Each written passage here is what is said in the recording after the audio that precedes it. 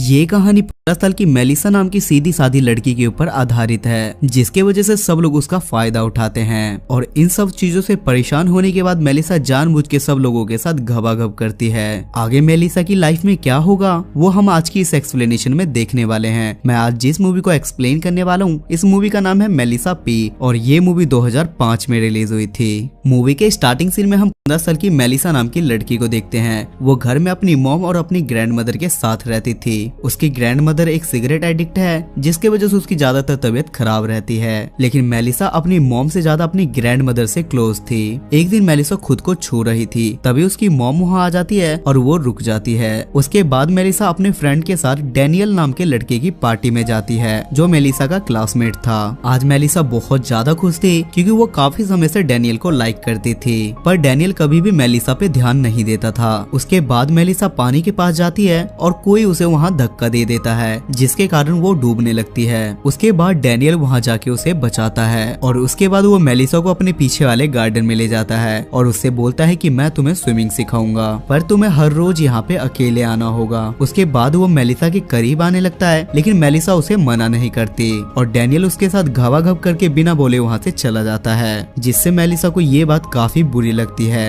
उसके कुछ दिनों बाद स्कूल खुल जाता है और मेलिसा डैनियल के आने का वेट करती है, लेकिन डैनियल कई महीनों से मेलिसा से नहीं मिला था और ना उसने कोई कॉल की। लेकिन उसके बाद भी मेलिसा के दिमाग से डैनियल का भूत नहीं उतर रहा था और वो हर वक्त बस डैनियल के बारे में ही सोच रही थी। उसके कुछ दिनों बाद मेलिसा की एक फ्रेंड उसे बताती है कि डैनियल एक क्लब पार्टी में है और इसके बाद ये दोनों भी वहाँ जाते हैं, जहाँ मेलिसा डैनियल को देखने लगती है। तभी डैनियल भी उसे देखता है और उसके पास आके उसे ड्रिंक ऑफर करता है। तभी वहाँ डैनियल का एक फ्रेंड आता है और वो मेलिसा की खूबसूरती की तारीफ करने लगता है, जिसके कारण डैनियल का मूड बन जाता है और वो मेलिसा से बोलता है कि मुझे तुमसे एक इम्पोर्टेंट बात करनी है, लेकिन अकेले में। जिसे सुनकर मेलिसा मन ही मन काफी खुश हो जाती है। उसके बाद डैनियल उसे अपने घर ले जाके उसके साथ घबाघब करता है, जहाँ मेलिसा उससे बोलती है कि मैं तुमसे प्यार करती हूँ। लेकिन डैनियल उसका मजाक उड़ाता है क्योंकि वो बस उसके साथ घबाघब करना चाहता था। उसके बाद मेलिसा अंदर से काफी हर्ट हो जाती है और वो डिसाइड करती है कि अब वो भी लोगों के साथ ऐसा ही करेगी और उसे सामने वाले की फीलिंग से कोई मतलब नहीं होगा।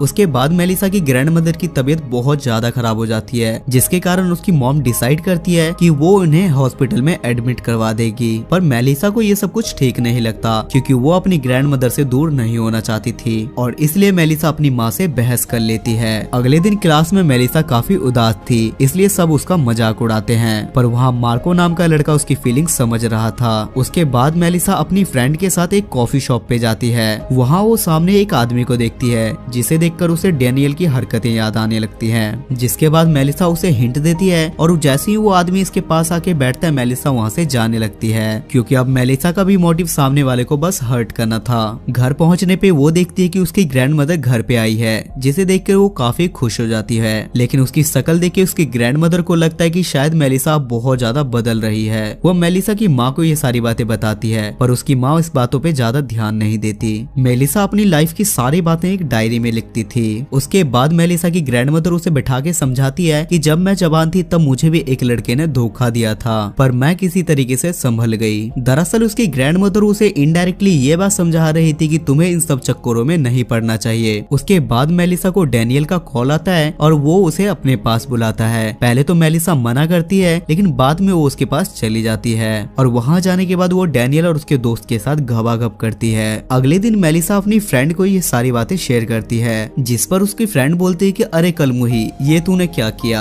आगे से तुम ऐसा कुछ भी मत करना। पर मेलिसा को अब इन चीजों में काफी मजा आने लगा था और वो ऑनलाइन डेटिंग साइट पे भी अपना अकाउंट बनाने लगती है और अपने मन की सारी बातें उनके साथ शेयर करने लगती है, क्योंकि उसके पास कोई ऐसा नहीं था जिसके साथ वो अपनी मन की बातें शेयर कर सके। उसके बाद उन्हें एक दिन स्कूल की तरफ से साइंस म्यूजियम में ले जाया जाता है। वहाँ मेलिसा को एक आदमी दिखता है जो म्यूजियम का वर्कर था और मेलिसा उसके साथ भी घबाघब करती है। मेलिसा अपनी लाइफ की सारी बातें, यहाँ तक कि घबाघब वाली बातें भी अपनी डायरी में लिखती थी। अगले दिन मेलिसा जब स्कूल जाती है तो वो देखती है कि उसके स्कूल के बच्चे उसकी पर्सनल डायरी पढ़ रहे हैं, जिसके बाद वो अपनी फ्रेंड पे काफी गुस्सा होती है क्योंकि उसे अपनी फ्रेंड पे शक था। उसके बाद घर जाते टाइम वो अपनी ग्रैंड मदर को किसी और आदमी के साथ देखती है, जिसे देख के वो काफी खुश हो जाती है और अंदर ही अंदर फील करती है कि काश मेरे पास भी कोई ऐसा होता जो मुझे प्यार करता।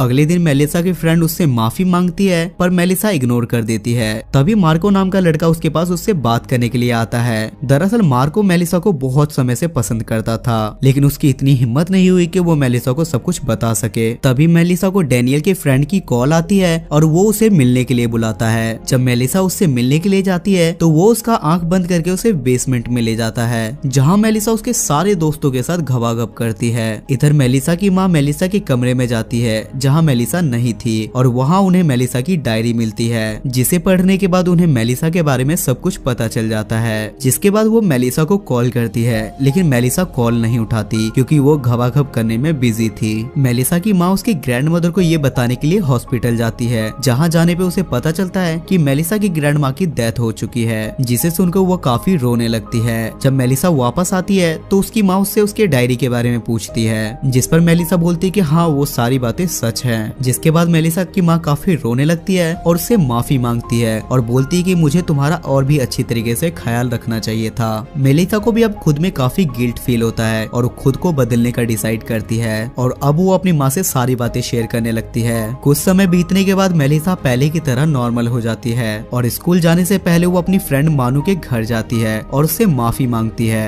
और उसी के साथ स्कूल जाने लगती है। स्कूल जाने पे वो देखती है कि डैनियल अपने फ्रेंड के साथ लड़ने लगता है, क्योंकि डैनियल के दोस्त ने बिना उसको बताए डैनियल के साथ सारे लड़कों के साथ घबाघब किया। तभी डैनियल मेलिसा को देखता है और उसे रोकने की कोशिश करता है, पर इस बार मेलिसा को घंटा कोई फर्क नहीं पड़ता। तब वो फाइनल रिजल्ट चेक करने के लिए जाती है, जहाँ उसे पता चलता है कि मार्को नाम का लड़का फेल हो गया है। तभी मार्को भी उसके पीछे आता है और वो मेलिसा से अपने दिल की सारी बातें शेयर कर देता है और बोलता है कि अब मैं आर्ट क्लास ज्वाइन करूंगा। उसके बाद वो मेलिसा की ड्राइंग दिखाता है, जिसे देख के मेलिसा काफी खुश हो जाती है और जाने से पहले मार्को उसकी एक स्केच बनाता है। उसके बाद दोबारा वहाँ डैनियल आता है और वो मेलिसा को अपने घर की एक छोटी सी पार्टी पर इनवाइट करता है। पहले मेलिसा उसे मना करती है, देन बाद में वो मान जाती है। पार्टी में पहुंचने के कुछ देर बाद मेलिसा पानी में कूदने लगती है, पर सब लोग उसे रोकने की कोशिश करते हैं, लेकिन मेलिसा नहीं मानती और पानी में कूद जाती है। लेकिन हम भी बस मेलिसा को तैरते हुए देखते हैं। उसके बाद सीन स्विच होता है और हम मेलिसा को उसकी माँ के साथ देखते हैं। अब वो अपनी माँ के साथ काफी अच्छी तरीके से घुल मिल के रहने लगी थी। दोनों काफी खुश थे और दोनों फ्लावर लेके ग्रैंड मदर की कब्र पे जाके फूल चढ़ाने लगते हैं और ये मूवी यहीं खत्म हो जाती है।